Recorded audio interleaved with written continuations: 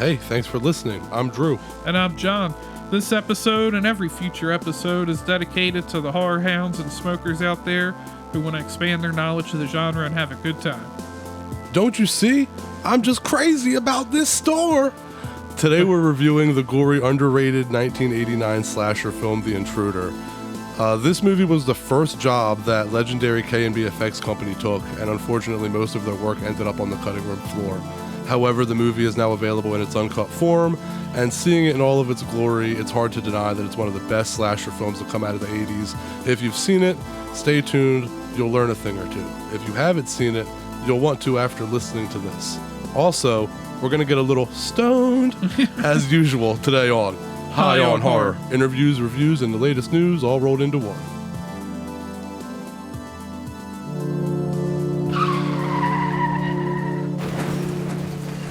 So, I stopped at the dispensary. We had that Black Perry. That Black Mike Perry. Although he thinks he's black, that's a whole different story. Anyway, I bought the Black Cherry Punch that we've had before. I mean, I probably should have went with something new, but it's familiar and we liked it last time. It tastes delicious. Yeah, it was purple as fuck. Yeah, hell yeah. Well, while you're getting that ready, damn, you already got it packed. While you're... I got that and a bowl pack. And I got a pen of Starduster. Damn, my man came prepared for this.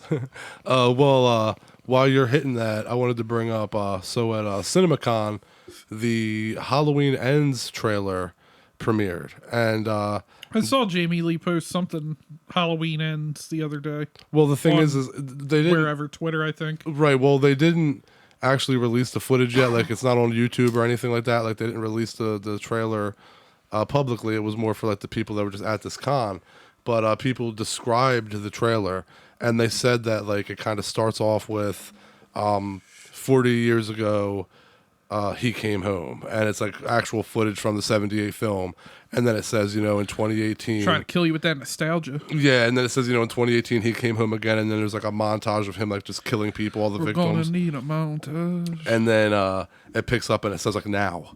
And, like, all it is they said there's, like, no music, apparently, and it is just, like, real time, no music, Michael Myers and Laurie Strode duking. Apparently, she's, like, hiding in a closet, and Michael, like, walks past the closet and actually busts through it, kind of like he did in the first one, pulls her out of the closet. They duke. It ends with him being on a table, apparently, and she, like, pulls his mask off and raises a knife above his head and says, like, "Good night, Michael," and the trailer cuts. So, I don't know. What if that really was the end of the movie and they just ruined it in the trailer? They don't show if he dies or where she stabs him or nothing. It just shows, like... But that's the literal end of the movie. That's how Jamie Lee knew that the movie would piss people off. Yeah, but, I don't know what questions it's asking. Yeah, you can't make... No, that's serious, though. You can't make the deaths of either one of them ambiguous. You can't end it mid-kill and just be like, did he die? Did she? Like, don't do that, please. But... I just see, like, a knife, and it just, like, cuts the screen, and it just cuts to, like, the Halloween theme, and that's how the series ends. That'd be terrible. But the one thing that hearing that about that gives me hope is that that was the one thing that you and I have been saying for a while, is that we wanted Michael Myers and Laurie Strode to have a nice bloody showdown. It looks like that's what's happening. It looks like at some point in the movie, hopefully it's the end of the movie, but at some point in the movie they are gonna fucking have it out finally, like just the two of them. And I can't fucking... That's what I'm looking forward to the most. If you ask me what are you looking forward to the most about Halloween Ends, I'm gonna say I want to see him and I want to see Laurie and Michael just fucking end this shit. I want to see them just duke it out. And then in 20 years they could reboot it again.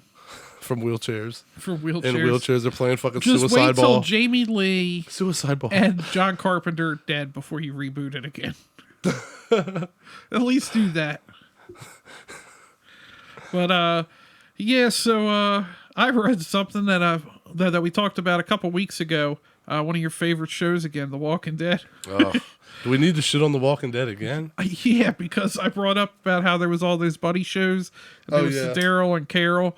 Well, I saw from, like, comicbook.com, they were reporting that it's just now going to be Norman Reedus. No more Daryl and Carol. Yeah, just Daryl, no Carol. Like, I don't understand, like, that show has such terrible production times. Yeah, man, and I don't mean any disrespect to you about this, but it's kind of like, I just don't care. You know what I mean? I'm just like, I don't care if they have 5 people on the show, if it's just Daryl, if they find a way to bring Merle back. I don't care. Yeah, what if they brought Merle back? Couldn't care less. Oh, man, if they Walker Merle got killed and he somehow pops back up, I'm in. Well, they'll just they'll make it a prequel show, and then they'll just He'll eat chocolate pretzels. Mall rats. They'll do a prequel show of the Dixon brothers, but they'll just do that thing that A&E does, where they'll just dirty them up to try to make them look younger. Merle will just be covered in dirt every episode. I feel like that's how Merle lived. Yeah, we're just rolling in pig shit. I don't know about all that. But anyway. He's just rolling in pig shit. That sounds like Merle. But so there's a Rick movie coming out. Supposedly that's still happening. And then there's there were supposed to be 3 of them. I don't know. And then there's the Daryl show. What other? I mean, then there's of course Fear the Walking Dead. Like what else? I don't even know what else. Yeah, I don't. Yeah, neither one of us keep track. This is just stuff that like I see like pop up on like my Facebook feed when I'm like scrolling. It's just crazy how this it's just crazy how the universe of this show is just expanding and expanding and expanding, and it's like how I just don't. And then like, I'm sure I'm probably getting some of this incorrect, but like Morgan was on the first ever episode. Yeah. Then he ended up on Fear the Walking Dead. Then he was like, well, he was back on The Walking Dead. Then he was like kind of on Fear the Walking Dead and The Walking Dead. Mm-hmm. And then he left The Walking Dead and he went back to Fear the Walking Dead. Yeah. Yeah. This dude, like, he just shows up to work. They're like, hey, you're on a new show now. Like, he's like, oh, I'm just killing zombies. Yeah. Fuck it. That's all it is. And that's the thing. All you got, it doesn't matter which show you're getting bounced around on. He killed our boy Joshua Michael. You're either walking down like a long road or a dirt path or a train track set and talking for 20 minutes, or you're just shooting zombies. Yeah, basically. And then like, yeah, it got bad. After like, it got bad. There's I feel like that can sum it up. Although, totally unrelated to the show, Robert Kirkman, I remember because famously George R.R. Martin takes forever to write his books. Right, Still hasn't written Winds of Winter or whatever it is. Kirkman criticized him one time. It was like, just write a book. I'm like, look, he's writing Game of Thrones. Like, he's writing Lord of the Rings, basically. And I'm like, you're over here making a comic book that I enjoyed reading, but there was 8 pages and there wasn't a single word on any of them. Like, your artwork looks good, but like, you can't criticize a guy writing 1,000-page novels and you write a 40-page comic book. It has 15 like panels of like, or like 15 of its pages have dialogue on them. And even when they're fucking made into characters on a show, they're still one-dimensional as fuck. Yeah. All right, I don't think we have to keep going after The Walking Dead at this point.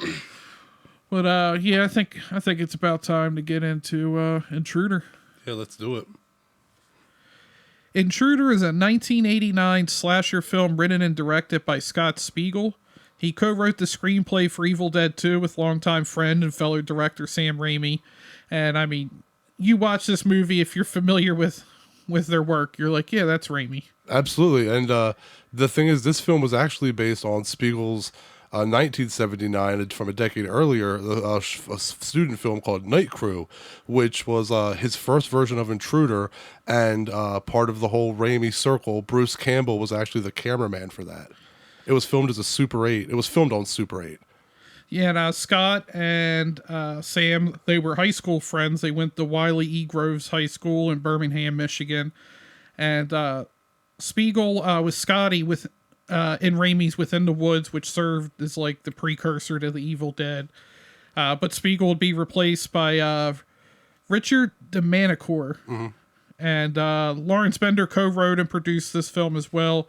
Bender, for those not familiar, he's a big Hollywood producer. He has 36 Academy Award nominations with 8 wins. Yeah, he went on to do a lot of good shit. He did a lot of Tarantino. His first thing that really got him known was Reservoir Dogs. But getting into Charles Band is an executive producer. I mean, and also Scott Spiegel was the bread man in the movie. He wanted to throw that in there at the end. Towards the end of the film, he gets murdered. Yeah, I have to say, I wasn't familiar with this. I actually brought it up to you recently that I just happened to watch it on Shudder for the first time. And it's just one of those movies that I'm like, how did this get past me? How did I never hear of it? Because I didn't even read who was in the movie. I read the synopsis, and I was like, you know what? This sounds like this could be a fun movie. And then I started reading the names, and I'm like, what the hell? Like, yeah, I know. How did I not hear of this movie? And I mean, I guess it's just got to be the timing. It was 89. Slashers were dying in the late 80s, early 90s. Like, slashers weren't big. But it's really good. I mean... And this one flew under the radar Evil Dead anyway. in a supermarket. Yeah, essentially. But this one flew under the radar anyway, like, regardless of... how that's a lot of people missed it. You know what I mean? I myself, I didn't find this movie until like 2012 or 2013 or something like that. It's crazy.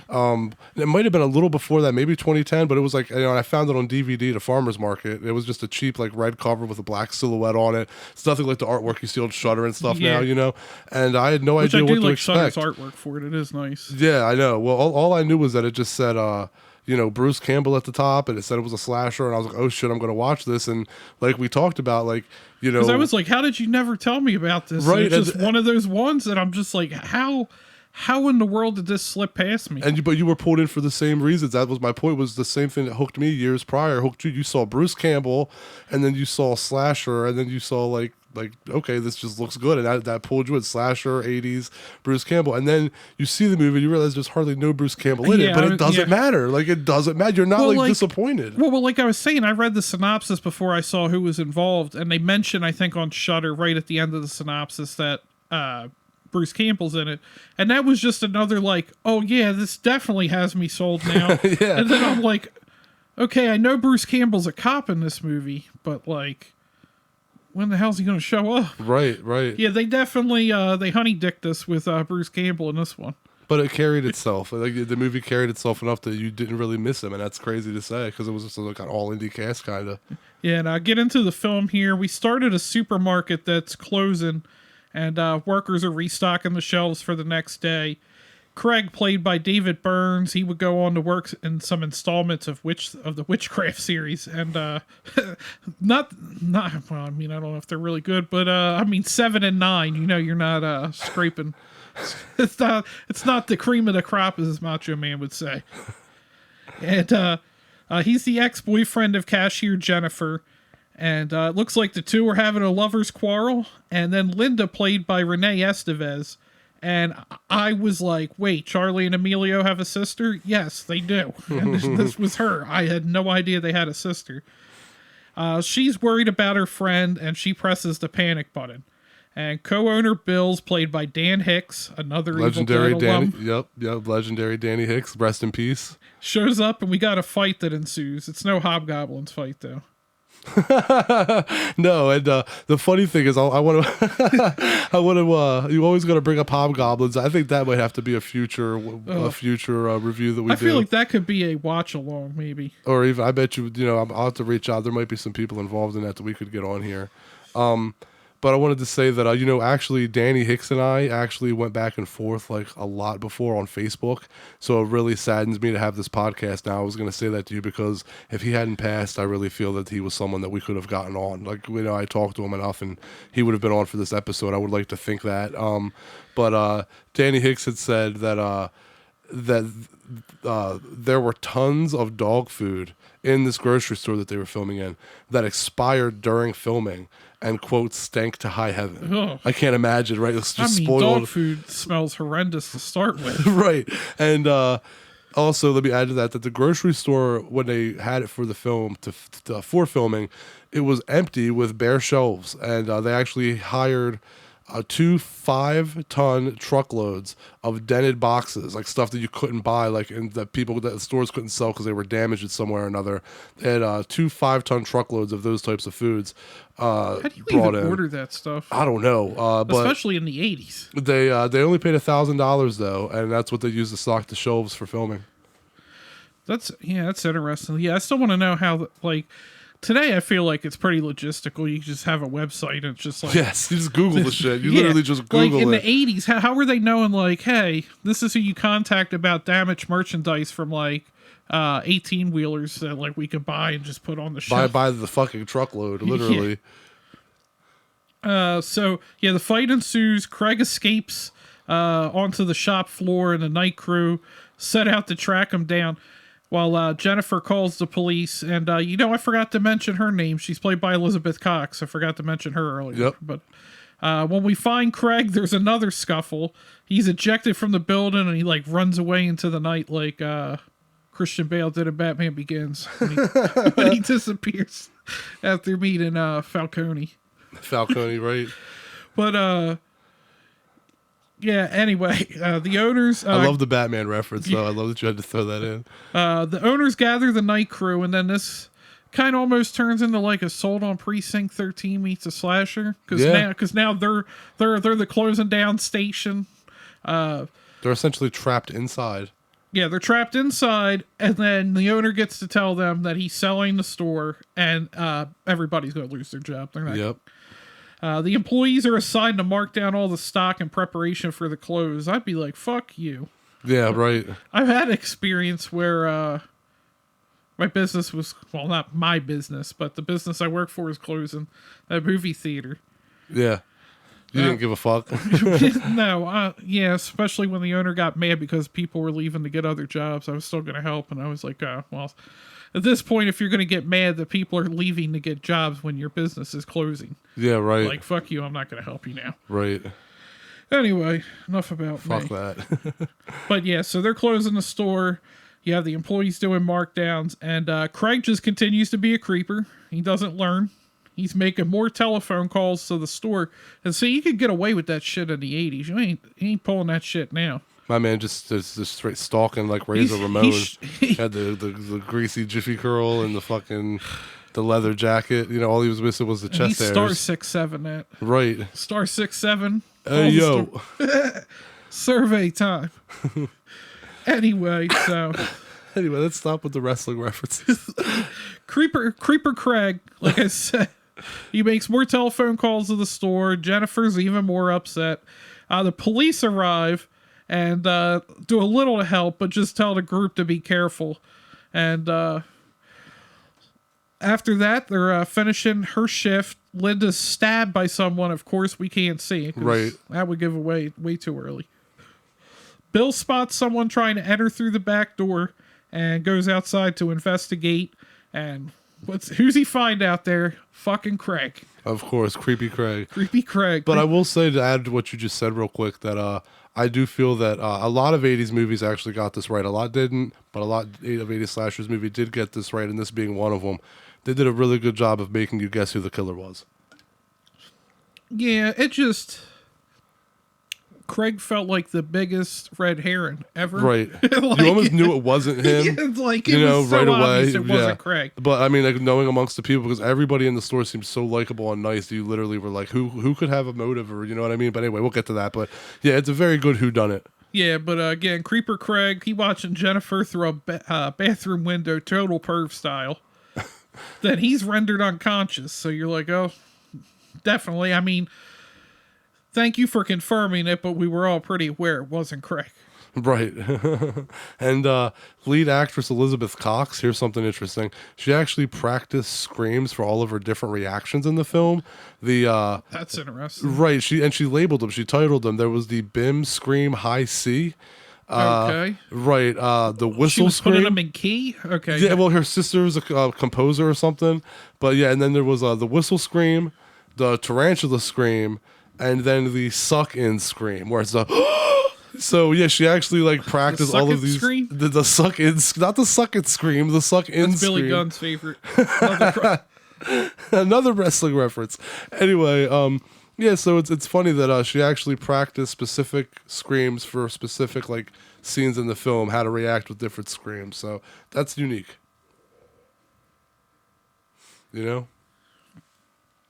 Yeah, and she ended up working on TV, and then now she's actually involved in radio. But yeah, this was really one of her only movies. But I mean, she does a good job though. Yeah, I mean, she made a career for herself afterwards. Yep, and also watch for all of the Pepsi logos throughout the store. As low budget as this film was, it was had a product placement deal with Pepsi. I'm surprised, like Pepsi would be okay with this. Same. That's why I thought, damn, they could afford that. But I guess Pepsi wanted to. It's like Evil Dead and Assault Precinct 13 set in like a grocery store. Yeah. But that's a good way to look at it with a serial killer. Yeah. Yeah. Back in the store now, the killer starts to get a kill streak going. and he just begins to brutally murder the employees and scatters their bodies and like body parts all around the store. I mean, he went like typical like Leatherface. Yes. Absolutely brutal, Michael, cold-hearted, fucking ruthless. Gory as fuck. That's what I was going to say. Now, this movie, again, had been underrated, and when it was seen, it was not even underrated, just unseen. And when it was seen, it was edited. Now that it's unedited and you're seeing it in all its glory, we're now realizing, at least from my opinion, that like this movie's been overlooked all this time because nobody's gotten to see all this footage. But now that you see it, like, this is absolutely 100% one of the best fucking beheadings in any 80s slasher movie ever. The fucking deli saw through the deli saw through the face, and they don't cut away. Like, by far, and it's like you look at it now and you're like, how is that never brought up? And you're like, oh shit, because so many people probably still haven't seen it because it's like all in like the newer releases that they have all the footage added in. But you look at that, easily one of the best beheadings, if not my favorite beheading from any 80s slasher movie. Absolutely brutal. It is very like, that is one of those scenes that's even unsettling for me to watch, even though some of the effects you can kind of see are like dated. It's just so brutal with the scream and the noise of the saw, you know. It's absolutely brilliant and brutal. I was gonna say brilliant. I was trying to make up a word, it just didn't work. It's what you should expect from this group at this point. Like, yeah, definitely. I was gonna say the Saw thing is that one's definitely my favorite kill. And then, but now that you've seen the movie, don't you agree that you're like, how is that never brought up in beheading scenes and stuff? Like when people talk about beheadings, like, definitely needs to be brought up more. Oh, for sure. Yeah. Now, go back to the movie here, noticing that everyone has seemed to had vanished. Jennifer goes full Laurie Strode and decides to investigate, and like she finds bodies propped up, discovers several body parts all over the storeroom, and then terrified, she's attacked by the killer but manages to escape back to the shop floor. And then hearing someone at the door, she tries to draw their attention, but the person is left by the time she gets there. And who shows up? That's Creeper Craig. Yep. He shows up, he grabs her, but she beats him with a meat hook. Like, this movie, it's a slasher, but it's violent as fuck. It is violent, which is weird. Like, it's a slasher movie, so obviously it's violent, but I can't stress this enough. Even though I know who made it, I didn't expect it to be like Evil Dead production. Yeah, I agree. Our boy Bill then staggers in, claiming that Craig attacked him outside the store. He proceeds to call the police. Jennifer notices Bill's hands are covered in blood and then realizes that, dun-dun, Bill's the killer. Dun-dun-dun. And I love how as Bill's like stalking her through the store, how he actually like fucking stops and like stocks the shelves because some of the cereal fell off. He actually, as he's talking shit, he actually stops and bends over and like fixes the fucking like Cheerios or whatever on the shelf as he's like talking shit and pursuing her. It's pretty awesome, man. Danny Hicks killed it. It feels very Scooby-Doo-ish. Yeah, that's a good way to describe it. But I didn't see it being Bill. That's what I'm saying. They did a good job of even though he had the most motive. What do you think about it? It still didn't come. He seemed like such an innocent character. You were almost like, nah, it's not him. But you knew it wasn't the boyfriend, Craig. Yeah. Bill tells Jennifer he couldn't let his partner sell the store, so he killed him and got carried away and just killed everyone. Yeah. Well, I only want to kill this one guy, but then, I kind of liked it. Sorry, guys. I just had to kill everybody. I mean, that is a brutal kill, too, though. What's that thing called? The little thing like that you stab the notes on? You know what I'm talking about? When the co-owner gets his eye jammed in his... Yeah, that one's pretty fucking brutal, too. Eye stuff fucks with me. Same. Is that in Achilles tendon? Or as I like to say, Achilles tendon? Achilles. The Achilles tendon. Oh, shit. Where the fuck was I in my notes here? I'm too fucking high right now. Oh, shit. I fucking really did lose my place here. Well, it's okay. I'll throw in while you're saying that when I met Ted Raimi, I actually... brought it up to him like he was signing my Evil Dead poster, and I asked him, I was like, man, me and my sister, watched Intruder for years, and we always thought it was so funny how you were always listening to that same fucking song the whole movie on your headphones. Dude, those headphones are so 80s too. And it's there's no lyrics to it. It's just this beat over and over. It goes do do do do do do like that. It's like some like dance aerobics music or something. I don't know. But I asked him. I was like, every time I watch that movie, that fucking beat gets in my head. And I just walk around going do do do do do do. And I was like, do you know like who like what song, where's that from, who made it, like what is it, a band, what? And he said that he absolutely has no idea. He said that there was, and it makes sense, but he said that there was like no music on the headphones at all when he was filming. That was all added in post-production. So I don't know if there's some sort of copyright on the whole like stealing the beat thing. I don't know, but no, apparently nobody knows what that song's from. Josh can answer that for us. We'll have Josh make us our own beat like that. That'll be the new theme song. Anyway, no, we're not drop gonna do me that. a beat, Josh. That sounded like so white in how I delivered that as well. I mean, obviously I am white. Right, so. yeah, you sounded I am very white, so. But it sounded extra white. Anyway, I found my place again. Picking back up, Bill attacks Jennifer and chases her around the locked building. And then a delivery man appears outside, but Bill kills him, because why the fuck not? Bill's killing everybody. That'd be the bread man. That's Scott Spiegel, yep. Before Jennifer can get his attention, Bill re-enters the building, stalks Jennifer again. Craig tells Jennifer he saw Bill kill Linda and that he climbed into the building through the bathroom window to save her. This dude he looked extra creepy, but he was actually trying to help. Yeah, right. He actually was the... There you go, ladies. That creepy man in your life is just trying to help. No, do not listen to that advice. No, do not. Yeah, so Craig says he saw everything when he was being a pervert. Bill appears and kills Craig because the pervert got to die too, right? Exactly. And Jennifer runs again. It got extra cat and mouse here. I feel like just a lot of chasing through a grocery store. It did. Crawling out the bathroom window, she tries to escape into her car, but she finds Linda's body inside. Yeah. Bill grabs her leg and pulls Jennifer under the car, but she stabs him with a knife. She heads to the phone booth to call the police, but Bill pops up again and starts to smash the booth to get at her.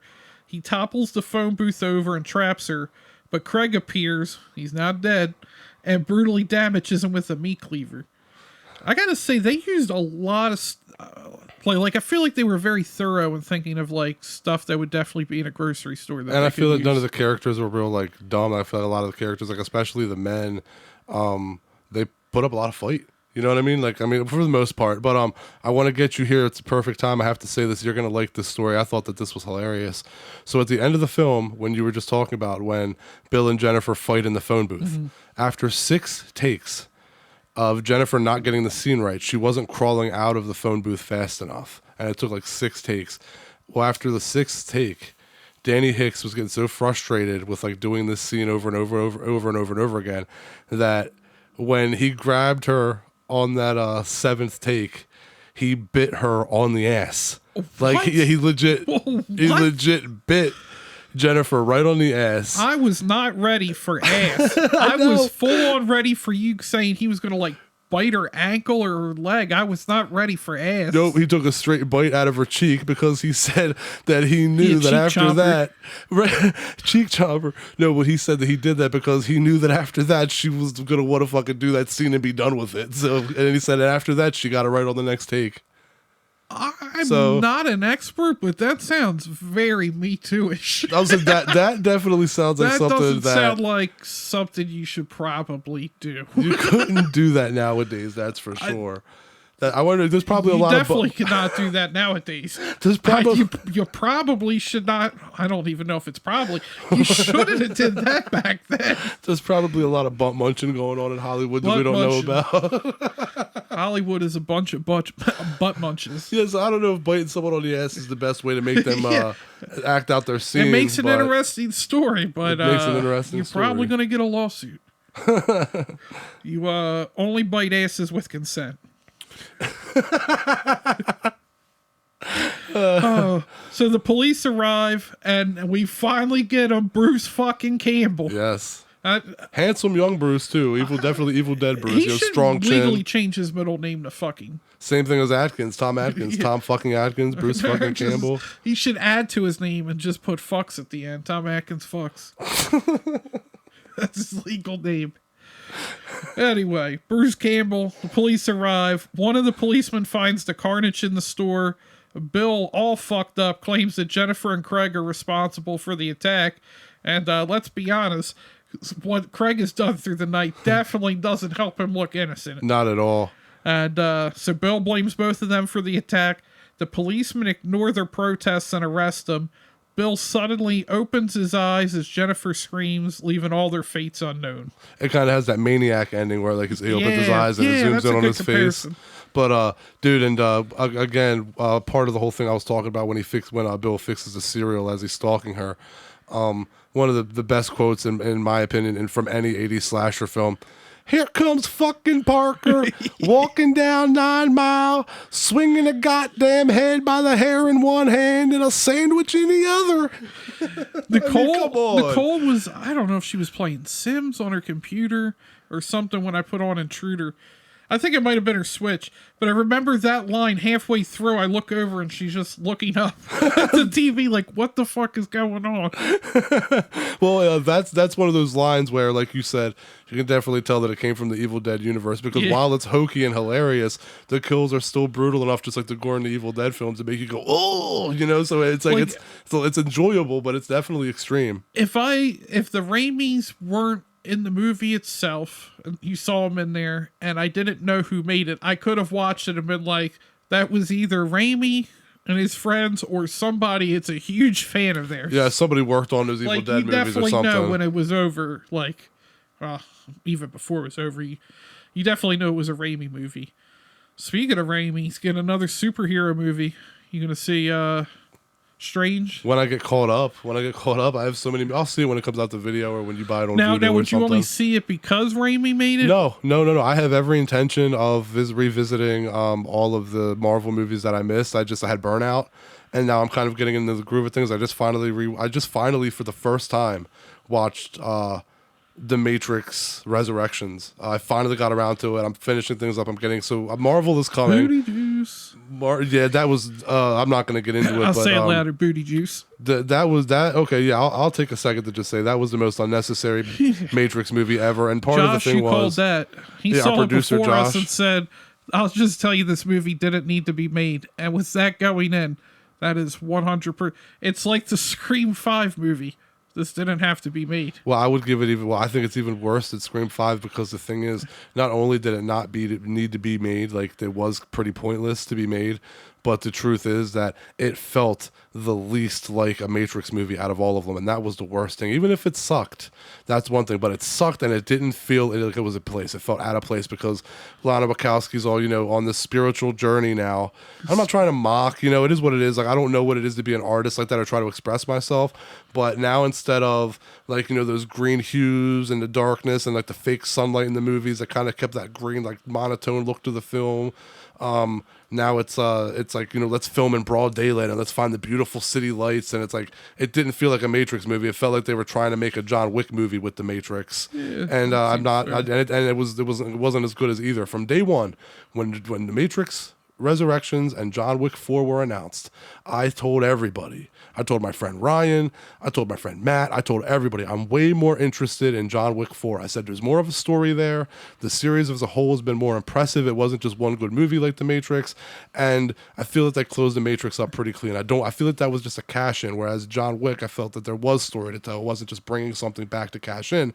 And I called it. Everybody told me I was wrong. Everybody was like, no, I'm a bigger fan of The Matrix. I can't wait for The Matrix over John Wick. Now that we're here, what'd you say? I did not say that. You didn't say that? Well, because, not to interrupt you, but you said the John Wick series is better than The Matrix. This is how to me, The Matrix is better than all the John Wick movies combined. But Agreed. The John Wick series is better than The Matrix series. Well, it's like... Because The Matrix has one movie. Yeah. It's better than I think anything John Wick has done or will ever do. Any one, two, or three. But as a series on the whole, like... like we talk about Friday the 13th and Nightmare on Elm Street and like Halloween, like Nightmare on Elm Street has the more consistent series and it's better, but it's not. Halloween has the best film. It's in my top 3. Yeah. It's not 1. I Probably agree. not 2. Right. But as a series, it's the better series. Yeah, and yeah, I agree with that. I think, The Matrix on its own, like the first film against any individual John Wick film, I'm going to pick The Matrix. But then, but I'm not going to lie. I'm going to say, you know what? John Wick 3, at least the third one, maybe the second one too, comes kind of close to The Matrix. It's not better at all. I definitely would. I don't think there's I would say 10 out of 10 times I'd pick The Matrix, but I would say, damn, John Wick's not far off. And then when you have that, when you're that close, and then the sequels are just as good, and then, with The Matrix, it's the sequels kind of aren't as good. Like the second one sucks, the third one's a little better, and then this one, you're kind of as a whole, the John Wick movies blow the Matrix movies away. There's no question about that. For sure. But because I didn't really even care for Matrix 2. I liked Matrix. Was it Reloaded? I thought Reloaded. I thought that Revolutions was I thought that was better than the second one, and I still was disappointed in the ending of that. But anyway. Done with The Matrix anyway. Yeah, the Marvel movies. Moved Sam Raimi to The Matrix real quick. Well, back to my point. The Marvel movies are coming. I will get the I saw the first Doctor Strange, and it was a few movies after that I stopped watching Marvel. So I am going to go back. I am going to get caught up on everything, and Doctor Strange included. But since I'm not caught up on everything. Well, I'm probably doing it the wrong way. I just watched.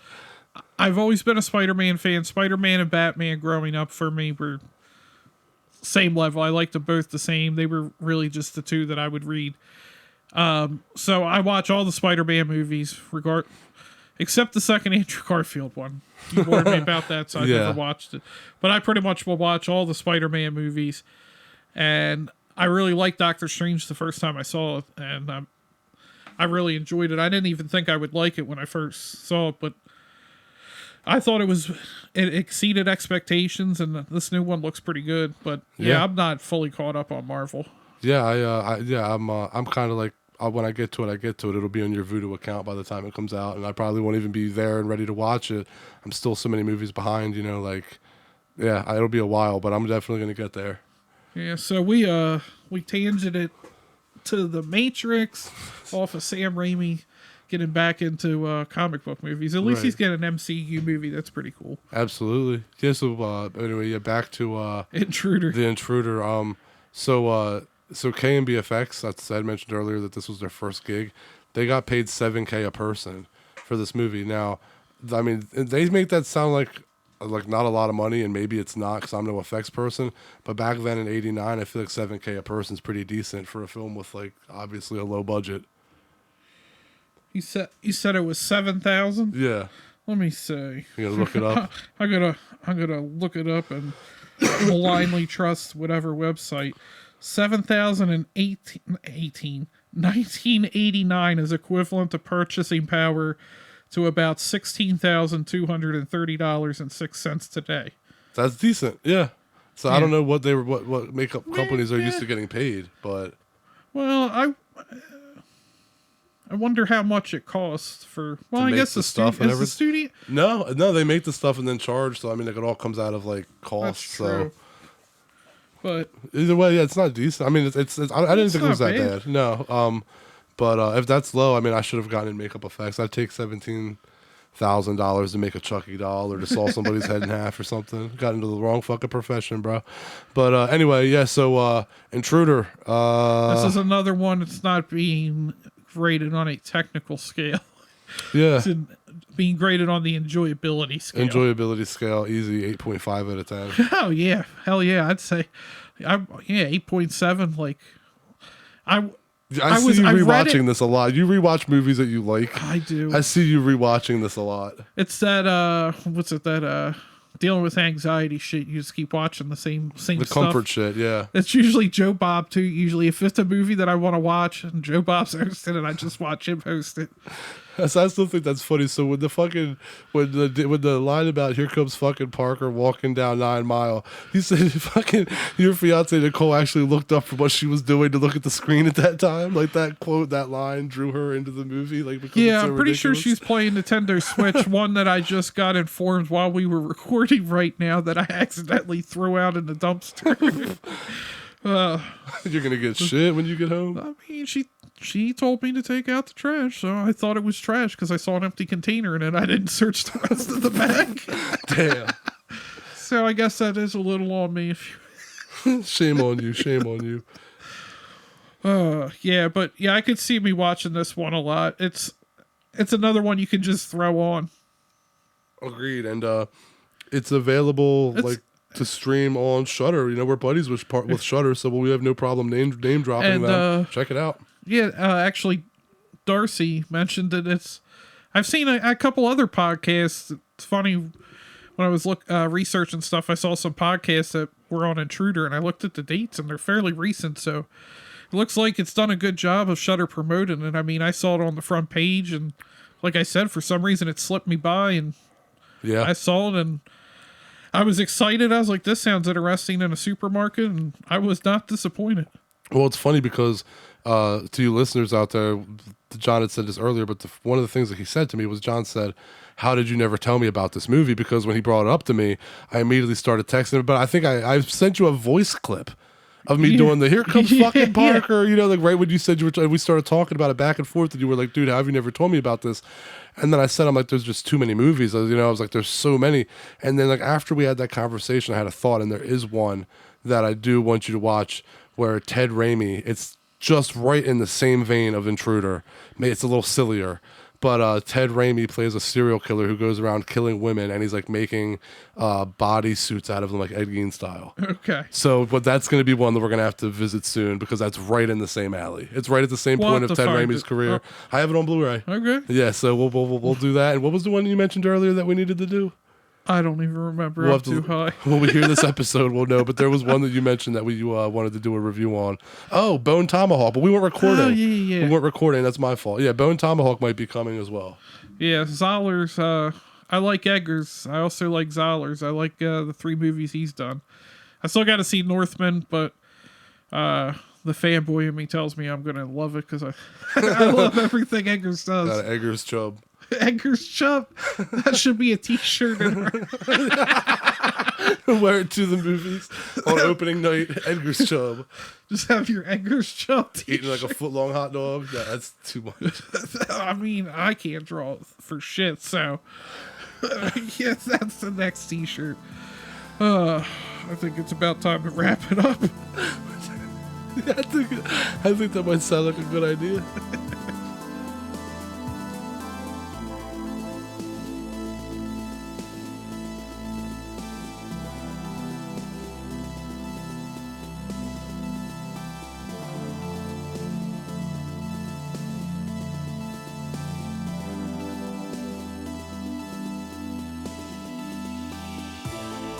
Thanks to all the horror hounds and smokers out there for tuning in. Again, if you have not seen this movie, it's on Shudder. You need to watch it. It's finally starting to get its due, I feel like. Like I said, I've started seeing more and more reviews come out about it. Anyway, for next week, just follow us on social media, and we'll have an announcement for you as to what the next episode is. You can follow us on Facebook, Instagram, Twitter, TikTok. I think that's all of them. Jeez. Yeah. There's way too much social media. Elon just buy it all and convert it into one. That's what the people want.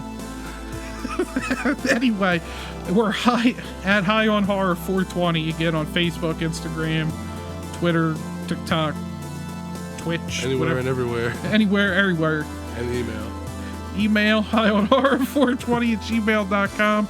Our website, highonhorror.com. You can sign up for our newsletter, and you'll get our latest guest announcements and episodes sent directly to your inbox.